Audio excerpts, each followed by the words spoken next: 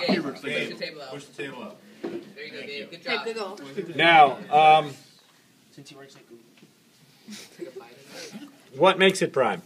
The Marbling. marbling. What else? The size of the eye round. The size of the rib eye area. The eye round was way back in the Sorry, round of yeah. beef that we broke down on, what, day one? Isn't that compared to the Eye round. amount of fat on Eye the side? round. Can't slip up, I'm all over. I'm sorry. It's good. Yeah, you're right, though.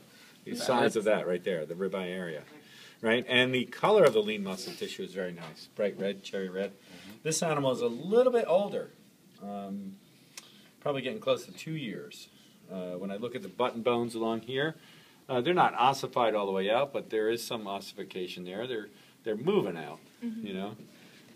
By no means is this an old animal, but still well within the A maturity range that we're talking about yesterday. But a little bit older because it takes a long time to get to that fat level. It takes a long time to make that much fat in an animal. You know, look at that incredible fat level. Are these from the same cow? All right, that one's no, but all of them were like that this week. They're just enormous. Look at that. How old does a Crazy cow have fat. to be Kobe grade? How long does that take? Usually those, yeah, the Kobe's usually take about 2.5 years, almost 3 years, you know, to reach that superior, super prime level. All right, but this is really nice. It's really good. Yeah, beautiful. I mean that if we were going to grade this on the Kobe scale, this is like a 7 or 8. All right, and the Kobe scale goes up to 12. I saw it was like all white almost. Yes, some of it is that good. All right, now, but I mean that's really nice. I guess we're going to start with the rib instead of the loin. All 3 other classes started with the loin, We like to be special. and we did lecture first. Very special. Oh, go right out. It doesn't Yeah. matter. This is just some fat that I'm taking off on the inside there. Now, the first thing I'm going to do is separate the. There is no cut. This isn't a cut. This is the rib, primal, and the plate together as one. So it doesn't exist really. All right. So what I'm going to do is turn it into the rib, primal, and the plate, and then we're going to take the plate apart a little bit. Then we're going to take the rib apart and turn it into what we call a beef export rib. Beef export. First thing I do is take this off. This flap, this is the skirt steak. You've heard of skirt steak before? Yes, sir. The skirt is the diaphragm of the animal. The diaphragm. That's what it does. If the animal is doing that, it's being used constantly. So it's what you call an involuntary muscle. Involuntary muscles are high in iron because they're constantly moving.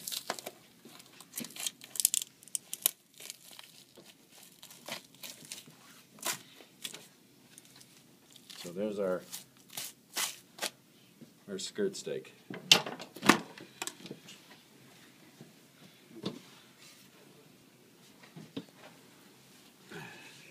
That's called the inside skirt. There's the outside skirt over there too. That's cheaper. But this one is the first one. And when you buy skirt steaks, most of this flap is trimmed away.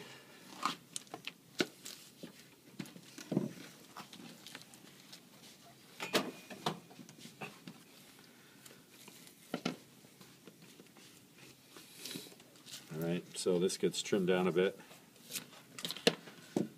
It's a beauty. This is a dry aged skirt steak. You will never see this again. Never, ever. Nobody does this. You'd have to find a place that has hanging meat that actually let it hang around for a little while. And there's no place that ever does that. So it's a CIA exclusive.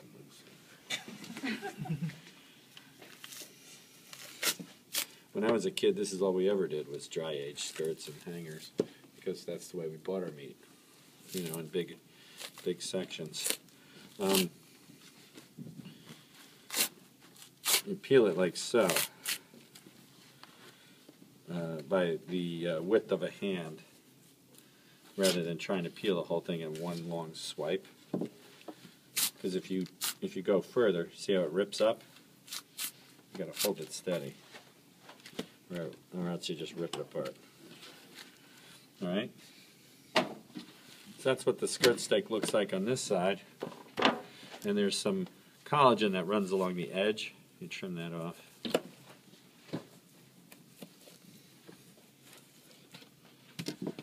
And that's one side clean. And then you have the other side, same basic thing. All right, I'm going to leave it on there because we're going to sell it.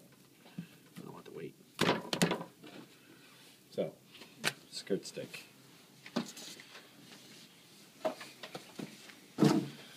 That's one of them. Then you got another one right in here.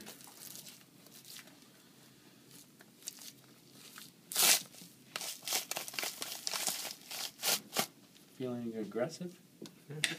She's always feeling aggressive. Pull that up there. Just pull it. Just yank it. Go! It's not coming off. Yeah, you did it. Good. Nice job. Awesome. Thank you. All right. See how easy it peels off? Well, this one is always sold peeled, and this is the lesser quality one.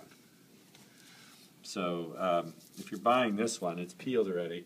This one would always typically come with the cover on. So if you want the better one, you buy the one with the cover on that's long and thin. If you want the less expensive one, you buy the one that has the cover off.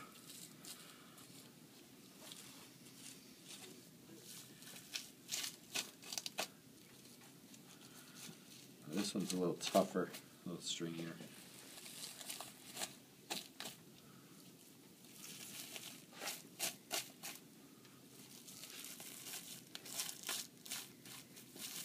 There it is.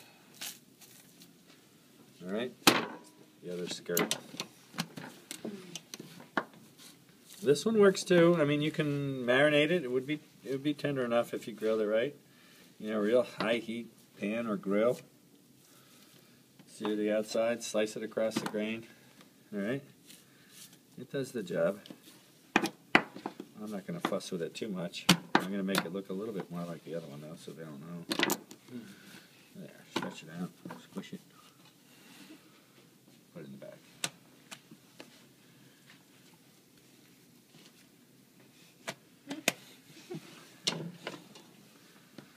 What? Usable trim. Oh, do we have any sheet trays? Yes. All right, never mind. I'll just pile it on the table. Oh, you know what else I need? I need a big cardboard box. Grab a cardboard box from back behind the cooler. You know where the cardboard boxes are back there? Mm-hmm.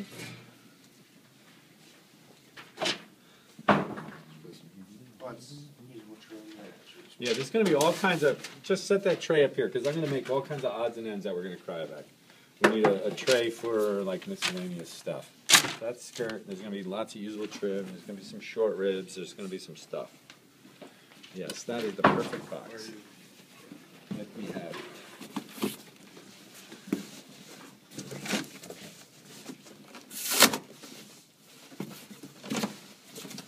Who's on floors?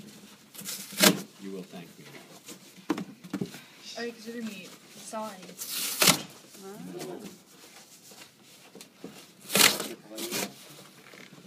I'm just going to make a mess all over this floor.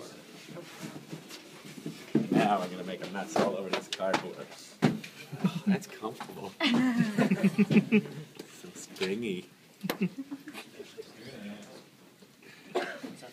Now I'm going to make a 6x10 rib. A 6x10 rib. So I measure from there, the end of this eye muscle, right there, out to here is, what, 10 inches. Right?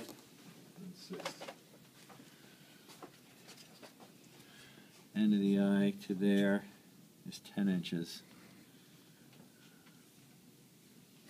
How'd I do? Perfect? Yeah. Okay. That's from all the years of measuring snow. And then from there to there, don't look at them. Let's measure from there to there, 6 inches. And then we score like that. All right, so it's a 6x10 rib. That is the industry standard. Open up the bottom drawer of the middle cabinet. Pull out one of those and open it to page 13.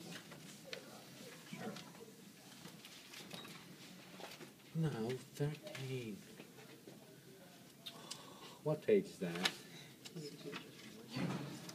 6 inches from that side and 10 inches from this side. All right. Thank you. There's the primal rib. All right? That's what we just made. It's 6 by 10. All right? 6 inches and 10 inches, blah, blah, blah. From there to there, from there to there. From the longissimus dorsi to the whatever. I don't know what the heck those muscle names are. All right? A little bit. So, I'm going to cut that straight across.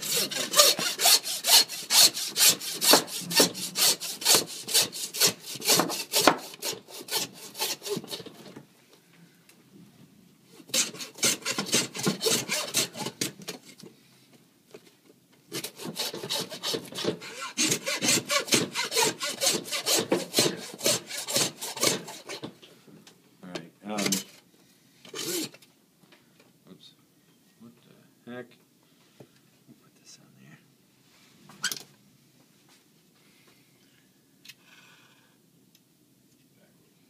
No, I didn't put it in the groove. Then we get to do the what? What dance are we going to do again? We did it yesterday.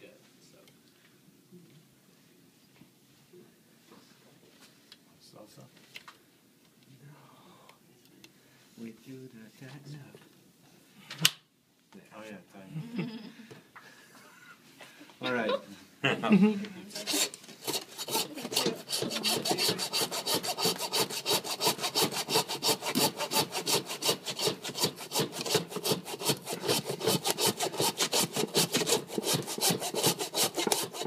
Yes.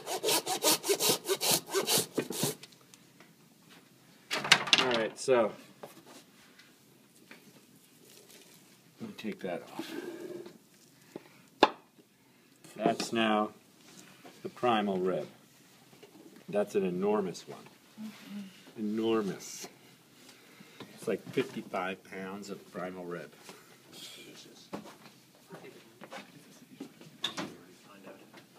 57. Close. 57 and a few ounces. Huge. Normal weight of one of these? Let's find in the book. Let's go by the book. So Right? 30 to 40 pounds. What is item 100? Carcass. Carcass. What does a typical beef carcass weigh? 600, 700. Nope. 600, 800. 500 to 600. Nope. I was looking at 700 to 800 or close 800 and up. All right. In today's market, 700 to 900 is typical. So at this big range, what is the rib? 103 rib primal weighs what? 38 and up. 38 and up. That's the biggest category, and this one is 57. Whoa! This is a chubby little cow here. All right, just saying. He's a big one. He's a big one. That's why I say he's probably a little bit older. All right, to get to that larger level with all that fat, it took a little while. All right, but here nor there. That's what we got. If they get fat too quickly, does that create too much intermuscular fat? Intramuscular fat, maybe. I don't think there's ever such a thing as too much. Or like Because sorry, that's marbling. The Inter. No, outside no, one. no. Fat is fat. They just get fat. On the inside and the outside, all around. It takes them a while to get to that level. They can't really fatten up quicker than what is natural for them. Mm-hmm. I mean, you could certainly give them some diet that would really fatten them up faster. What they do today is they also give them this product called beta agonist, which grows the muscle faster. And that's an issue right now in the industry, because they're growing them leaner, larger, faster. They're gaining like 40, 50 pounds by feeding them this beta agonist. Anyone ever hear of a beta agonist before? Anyone ever hear of glenbuterol? Asthma? Oh, yeah. That's a beta agonist. What that does is what? What does it do? You open up your It opens up. It works on your muscles of your windpipe and everything to open them all up. Well, when you include it in a feed, what it does is it creates rapid muscle growth and a different metabolism. It enables more muscle growth from the same amount of food. All right. So if you're a cyclist and you take a beta agonist, what happens? You recover a lot faster. So it's a banned substance in the Tour de France. Just one of many. Is it banned? Yeah, it's highly banned, yep. Yep. It's a beta agonist. So they give it to cattle. And then they grow faster. If you eat that cattle, can you test positive? I don't know. That's what some of those cyclists have said. Oh, it was the beef. It wasn't me. I don't cheat. I don't know. I don't know nothing. Meanwhile, let me run up this mountain. Just after yesterday when I did it. Come on. The cheaters. I love cycle racing, though. I'm one of those people, I'm like, they cheat, but it's so much fun to watch. Watch them fall. Jumping down together. Crash like crazy. It's fun. They come flying into town. You know they can hit 40 miles an hour on flat ground going into that line? 40. It's like NASCAR, except on two little wheels. Is this short ribs? Now, what I'm taking off here is the plate short ribs. All right? And usually they're not quite this fatty, but these are going to be really good ones. Short ribs are cooked how? Braised. Slow cooked braised, right? And you can buy them in a variety of different thicknesses.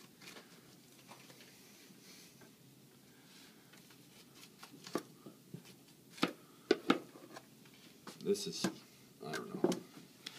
We're going to make a bunch of chunks of fatty stuff that we're going to take apart tomorrow. All right, so we'll make this the trim tray. And then here's a chunk for short ribs. Tomorrow you're going to take all these pieces and turn them into basically usable trim. Not this piece, of course. This is short ribs. But there you go, some nice short ribs. These get cut across like this. You break them down. All right. You can do them thin, Korean style. You can do them thicker. You can do all different things, right? There is no bacon in beef. But if it was pig, yes. How many times am I going to hear that today? Can you make beef bacon? Yes. It tastes like crap. You want to hear it again? I want to make beef? No, it's crap. You know how I know that? You tried it? No, I didn't try it. I let Emily and the other people try it. I was like, that's going to taste awful. And they're like, no, we're going to do it. It's going to be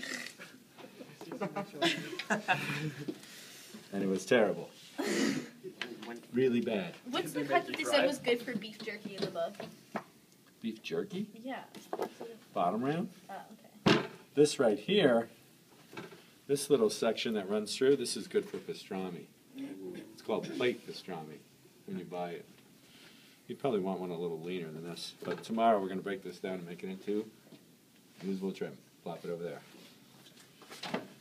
This piece too. Take this off. And we'll break this in half.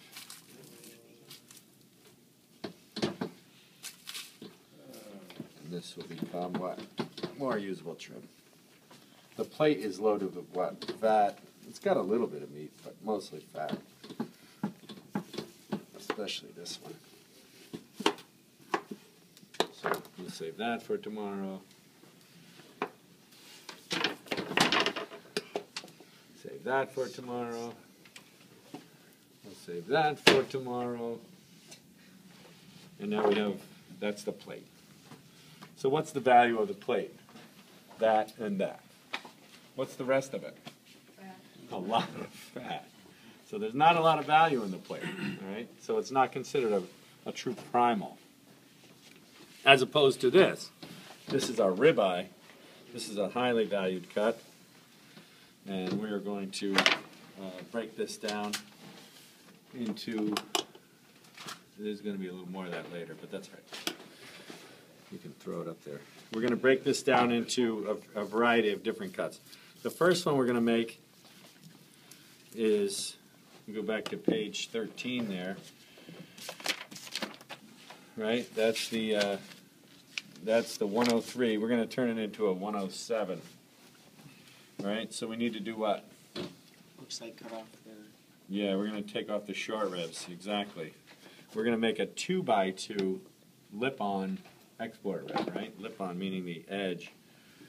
2x2. I measure 2 inches from the end of the eye here. And I score across to 2 inches from the end of the eye here. It's not a straight line with this, is it? No, it's not. Is it a straight line with this? More so than. Yes, it is. All right, because you're measuring 2 inches from the eye muscle, 2 inches from the eye muscle. That leaves this, the eye muscle right here. So yeah, that's it. So again with the saw. Here, you do this. Well, you're going to fall over on my box. Maybe.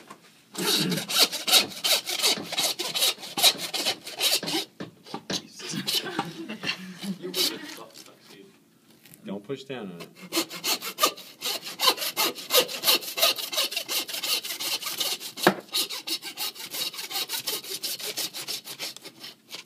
That stupid thing is too wide, isn't it? I know, I've been dealing with this all day. That's why he made you do. Here, let me get in there. 2 hours later. 2 hours. I do want my Thanksgiving break.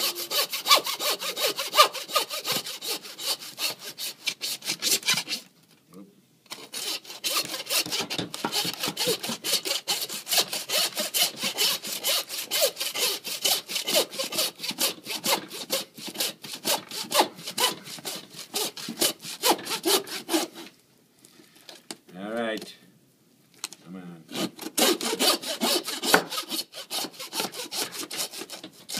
we go. Now we're through.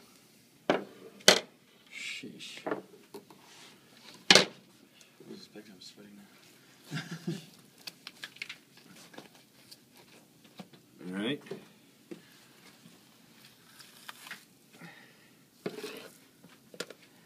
Again, now we have that. All right, this would be a good piece to age. Again, we have the short ribs in here. 1, 2, 3. We take this off. This is more fun for tomorrow. I'll just leave that whole. This, the outer no, that goes on the other one. The outer gets taken off. And this becomes more short ribs. So you have rib short ribs, you have plate short ribs, and then there's also chuck short ribs. There's actually 3 sections where you get short ribs.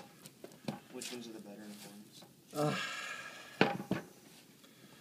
What they're doing today is they're not actually cutting them just like this. They're just cutting this longer. So the rib short ribs, I guess, would be the better. But they cut them longer than this. The 3-bone short ribs. This one's super fatty.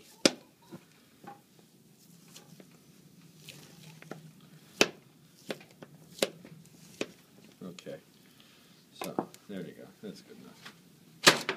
cryovac those later. This can go on the trim cart. That's for tomorrow. Alright. Now, another challenge. The next challenge is going to be breaking this chine bone off. Alright? The chine has to be separated away from the ribeye here. Alright? And we're going to make what we call a 109. That's this thing. So the 109 is basically the chine is cut off, the feather bones are pulled away, and this cap is pulled away. They take away this little bit of decal or cap meat, this little thing here, and then they tie it all back on. It's really wasty. Not many places are doing it anymore, but it still exists. You know what I mean? It's called the old roast ready. This used to be the standard. Now it's not so much.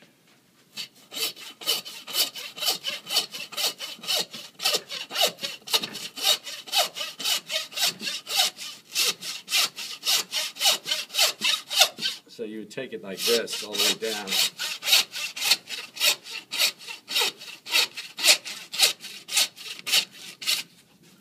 And the idea is you're not cutting into the eye muscle.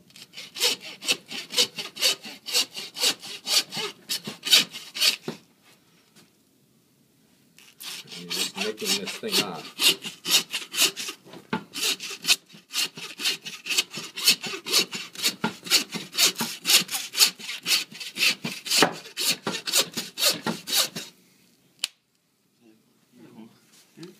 Yeah, you were. Huh? So I'm snapping bones. Oh, it's going to be getting even better right now, watch.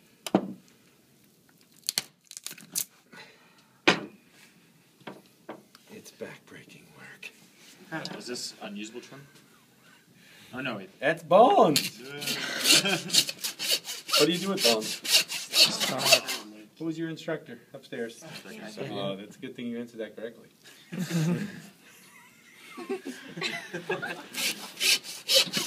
He's certified master chef.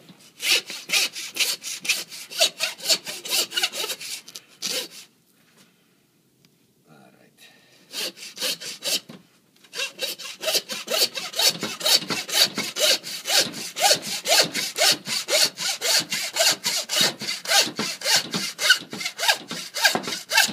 Jeez.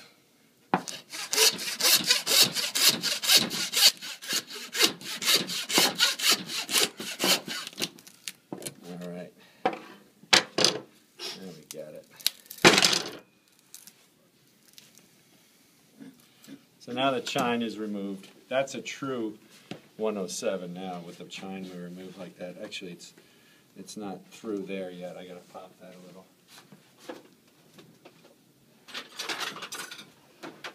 What is that? Cleaver. See, I just broke that. There.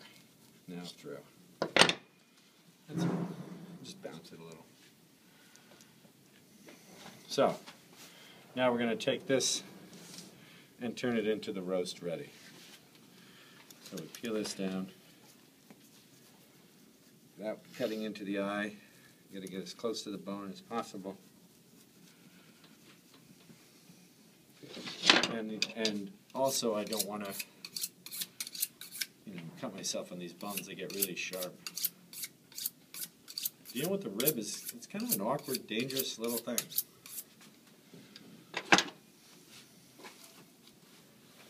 You got all these sharp little bones and stuff.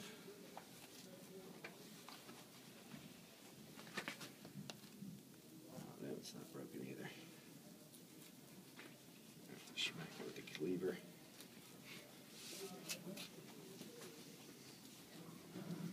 Alright, bring this down and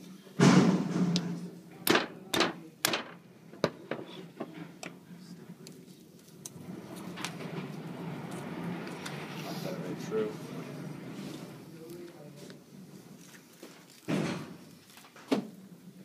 It's not impossible to do it all by hand. I mean, before there was bandsaws, there was meat. But it's a pain. All right, so we've loosened away the feather bone. All right. Now we're going to stand it up like this. And we're going to take off this cap fat. And this one is enormous. I've never worked with one this thick. It's absolutely thickest, fattest thing I've ever seen.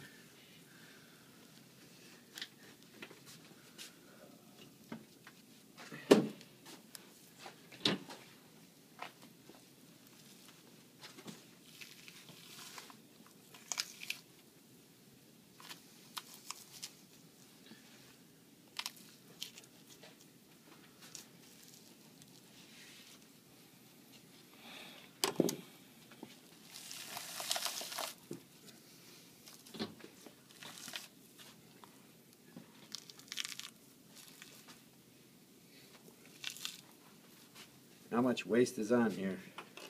Almost half. Yeah, you're going to have a lot.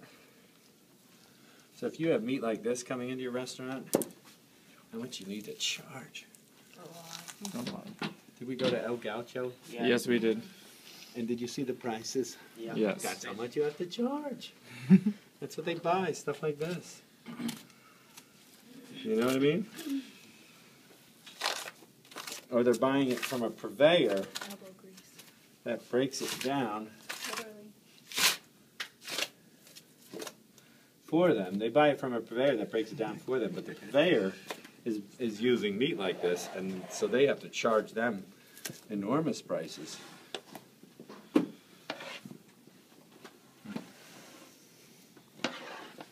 All right, now we're getting there. Now you see this right here? That's the yellow. See that yellow right there? That's called the elastin. Wow, it's meat. Japan. There you have it. Christmas? That's That is stretchy. yeah, isn't it weird? It's like a bungee cord. That's called the elastin, and in England that would be called the paddywhack. Right? Knick-knack, paddywhack. Give a dog a bone. It's a butcher song after all. See? All of the things you learn in meat class that got nothing to do with anything. All right, now this is the beef export style rib. Before we get to that, though, let's finish this thing off.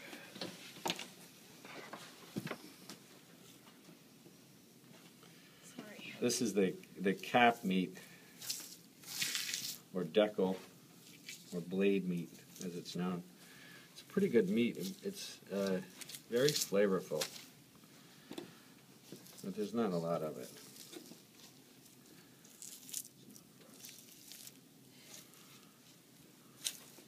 You might find somebody that sells it, though. I mean, they do sell it out there. It does have its own number. If you look here, there it is, the blade meat, the 109B.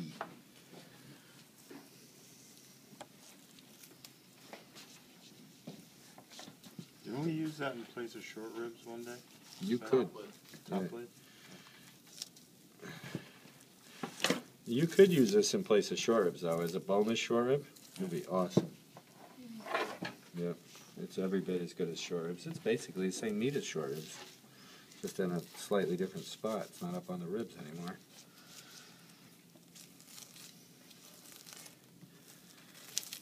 But there you go. You want to put boneless short ribs on the menu and lie and save money? Do this. It looks like short ribs, doesn't it? Sort of. Same texture, same flavor. That can go, well, we'll make a usable trim pile right now. Where's our usable trim? The stuff that was, the little particles.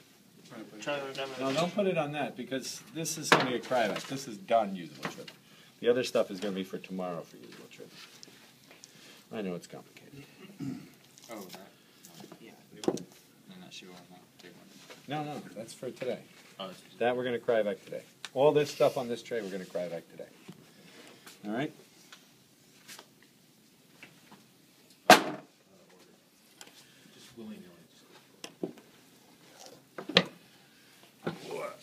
So this now is the 109 with the netting and all that crap. That's old school. It's still out there though. Some people insist on it. I need all that fat and bone. I don't know why. Right? The price looks good, right? When you buy it, the price looks really good. It's not very expensive. But what did you buy? 8 pounds of crap? Holy crap. 8 and 2 ounces. I robbed myself for 2 ounces. Round down. All right, so 8 pounds of stuff.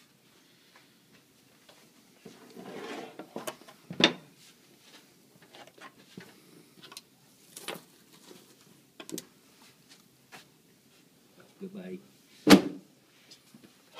Bones. Export rib. This is the 109D. Beef rib, roast ready, cover off, shortcut, and then it says underneath it what? Export style. Nobody calls it the beef rib, roast ready, shortcut, blah, blah, blah. All they say is export. Export. You call your purveyor? Hello. How much are exports? I know, the Knicks are 5-0. How much are exports? You got to talk sports because they're purveyors. And they go a certain price, and you're like, oh, you're killing me on that. You always have to say that too because they are. But that's the terminology that you use, export. All right? Now, if we took the rib bones out, right, we denuded them out, we boned them all out of there, then it would be called the beef ribeye lip-on, or boneless beef ribeye lip-on. And the lip-on and the exports are the two most popular cuts that chefs buy. All right? So you go, how much are exports? Oh. How much are lip-ons? Oh. And then there's the ribeye roll. The ribeye roll is basically the same cut, but if you see, there's a kind of a crease here. There's that 2-inch lip of fat. They take that off, and the ribeye roll is completely clean. All right? So it's very expensive. They took off all this extra fat. So it's a really, really clean piece. You can see just the ribeye itself. That's the ribeye roll. All right? So those are the 3 cuts that are most popular. Exports, lip-ons, and ribeye rolls. And the only use for an export is the cowboy steak. Now, what would you do with an export? Cowboy steak, yes. What else? I would braise the ribs after I cut it out. Well, if you took the ribs off, absolutely. You could use them and make a deviled ribs or a braised ribs. Very nice. You can also roast this with the bone on. And you'll see some restaurants serving a rib roast with the bone in. Right, standing rib roast, exactly. So that's a nice presentation too. A lot of places will do that. Some will loosen the bones a bit and then tie them into it and then roast that. Yeah, and that's a classic presentation. All right. 15 pounds in. Roasted it. Very nice. Cut it on, tie it up. All right. So you trim it down off the bone. And then you roast it like that on your matinee, on your, I just do onions and garlic. I don't know none of that celery, carrot crap. Just onions, garlic, roast. And then I make what out of the bottom? Lunch the next day. No, that's my jus for it, my wonderful natural jus, no base needed. Because it's cooked with bones. You know, I baste it with water or stock in the bottom, and it's beautiful. You know? Skim a little fat off, and that's that. I score it. When I sell this in a retail situation, I'll score it like this, you know, a little bit deeper, and then crisscross it like that, so when it roasts, it kind of puffs up like a checkerboard. Export. Got it? Yes. Big money? Yes. Yes. Big money. Good. We're done with the rib. That export rib would go for? God, I don't know. Prime. If it was prime like that, phew, phew. I don't know. Crazy money. $7 a pound? Maybe more. Maybe more. If it's prime like that. How That's heavy a is that? natural prime too. That would be like no antibiotics. Whoa, you. Chef, That's about what? 18. That's about 20 pounds. That's about 20. 140. That's 20 pounds? Yeah, let's put it on the scale. About 20 pounds. 21. Guess the ounces. 23. 22. 22. It's a lot of money. Yeah, that's a big one. Big in. Start raising these. But you better Google. What? You could raise it on Oh, yeah. All right, so we're done with that. It's feet under. Yeah, I feel good. Now we're done with this as well. Now we need that brought over here. Who's up for it? Hey, be careful. It's really heavy. And it's slippery.